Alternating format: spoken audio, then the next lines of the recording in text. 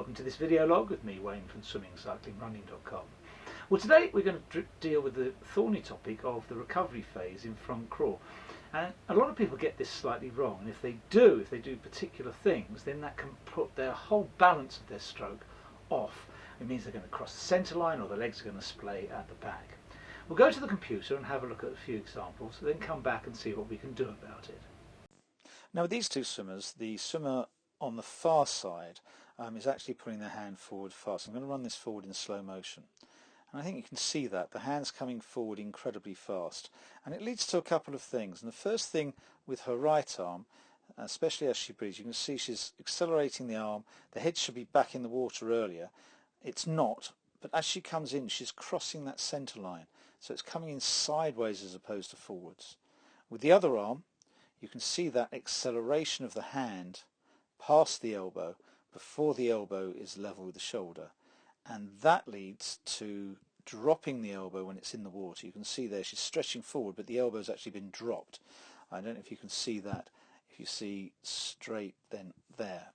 That's exaggerated, but that's what it's doing.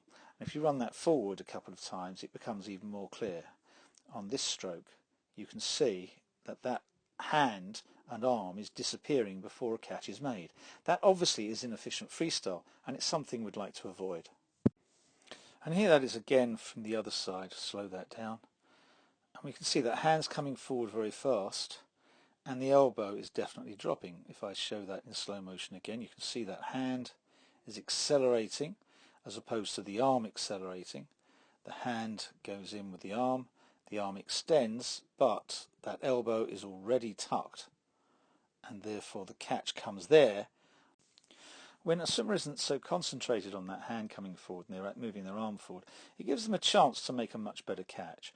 And we can see here that this swimmer is actually trailing the fingers, not concentrating at all on the hand, and therefore the elbow and the hand are level when the whole arm is passing the shoulder, and that's how we want it to be. And if we look at the other arm, you can see that what we've got here is an arm actually moving to the catch, giving himself time to actually do that.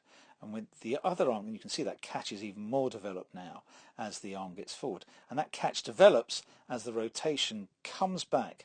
So as the swimmer rotates back that way, you can see that catch develops and is able to drive the swimmer forward. So that's a really good catch. With the other arm, the elbow doesn't drop. You can see that. Yeah, you can see the elbow there. If I draw it in a slightly different colour, that might help. So the elbow's high and the fingers are low. You can see that. And that enables the swimmer again to develop that catch early up front so that they have a much longer stroke and a much smoother stroke. Here's another example of someone bringing their hand forward and really focusing on bringing that hand forward. You can see that with this hand there. It's really being brought forward tremendously fast, and because of that we're actually getting a bend in the spine that we don't really want to see as we take that forward. You can see the rocking from side to side. And you can see that hand is coming forward really fast, and we're already seeing a bend in the spine to the other direction. And as the bend in the spine happens, the legs at the back are splaying outwards, which is something common when something's going wrong at the front, something goes wrong at the back. You can see that spine is working both ways. You can see it already starting to twist as she's trying to fling that hand forward. And as she flings that hand forward, the spine twists that way. When adults bring their hand forward very fast, we see a traditional dropping of the elbow, and we can see that here. If we take that back, we can see Jackie here is bringing her hand forward fast, and the concentration on the hand drops the elbow before it gets in the water. And you can see that if I just make that slightly larger, we have the hand trying to make the catch and the elbow dropping. Now once that elbow is dropped, it's very difficult to actually make a catch, so we really want to avoid that if at all possible. Now from this position we might assume that things are going to go well, but as soon as that hand starts pulling forward very fast, the other arm has to drop. You'll see the other arm's dropped from the surface and is heading backwards very fast, but it hasn't really had a chance to make a catch. And because of this imbalance on the two arms, the legs at the back have splayed wide. And that is creating extra drag, both front and back. And that's something we clearly don't want. As the arm comes forward, we see that bend in the back again, and the other arm rushes forward. We get that imbalance again, and the leg kicks out. And it's all primarily because the arms are forcing the body into positions we don't want to be. If you look at the shoulder there, it's turning, and all the muscles are invoked. All these muscles here are really being used right the way down the back, and we don't want to use those. We just want to use, if we can, the deltoids to drive that arm forward.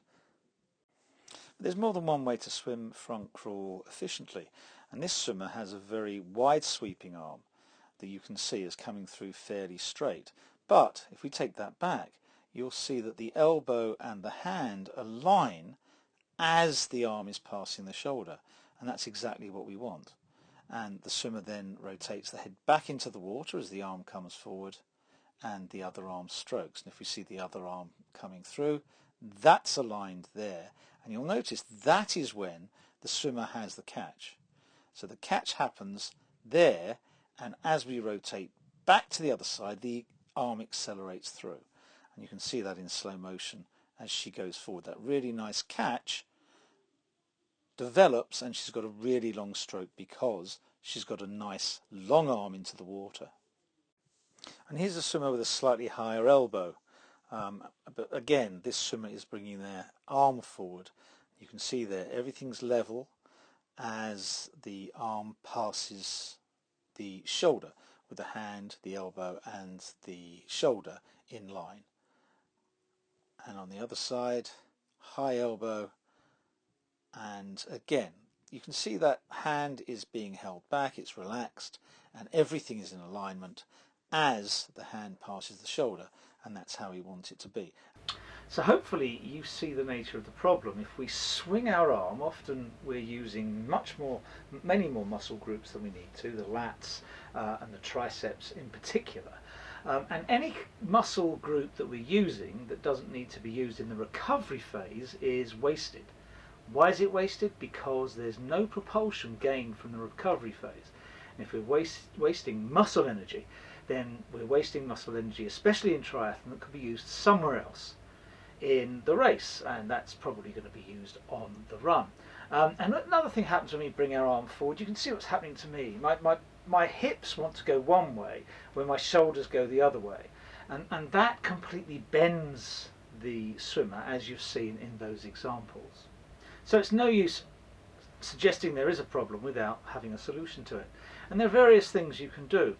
Things like finger dragging where your fingers are literally just coming through the water slightly as you swim the recovery phase. So they're coming through the water, and when you get to the position where your elbow is next to your shoulder, your hand should be next to your shoulder too, and then you push forward in exactly the same way.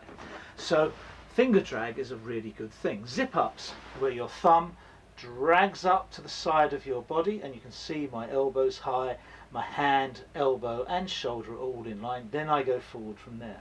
So those are two things that can help. But you can also help outside the water by using TerraBands that I've got here. Now I'll set them up and I'll show you how we can use these. So I set the TerraBands up so that they're attached to the wall. You can put them around a door handle or something like that.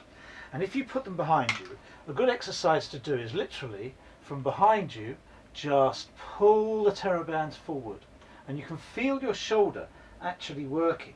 If you pull them, you can pull them all the way forward and all the way forward. Now that is a butterfly stroke, but it doesn't matter because it's nigh on the same as a front crawl stroke. And it doesn't matter if you want to do high elbow, you can do high elbow, dragging it forward. Keeping the elbow high, you can actually bring it forward all the way through for the whole stroke. Now notice I'm leaning forward slightly because that replicates the front crawl stroke. And I'm doing a catch up here yeah, with one arm reaching the other. You don't need a lot of resistance, but that exercise is incredibly good at working the deltoids, which is what you want to use to bring your arm forward in front crawl.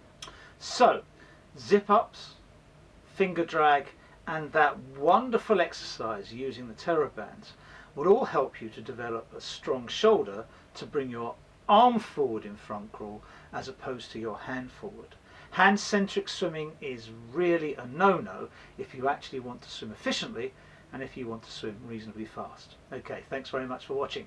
Hopefully next week we'll have something else. We might even have a review of a new piece of tech kit. Okay, see you then. Keep well, enjoy your training, and keep